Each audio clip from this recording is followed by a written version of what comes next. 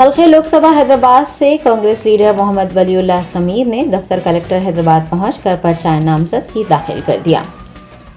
Hyderabad Congress committee کے صدر سمیر ولی اللہ حلقہ لوک سبھا حیدرآباد سے انتخابات میں حصہ لے رہے ہیں۔ انہوں نے منگل کو حیدرآباد کلکٹر کے دفتر واقع لکڑی کا پل پہنچ کر مشیر اقلیتی بہبود محمد علی شبیر کی موجودگی میں ضلع کلکٹر کو اپنے کاغذات نامزدگی سونپے۔ واضح ہے کہ پارٹی ہائی کمان کی جانب سے سرکاری طور پر سمیر ولی اللہ کے نام کا اعلان نہیں کیا گیا ہے، تاہم سمیر ولی اللہ کے مطابق انہوں نے چیف منسٹر ریونت ریڈی کی ہدایت پر حلقہ لوک سبھا حیدرآباد سے اپنے کاغذات نامزدگی داخل کیے ہیں۔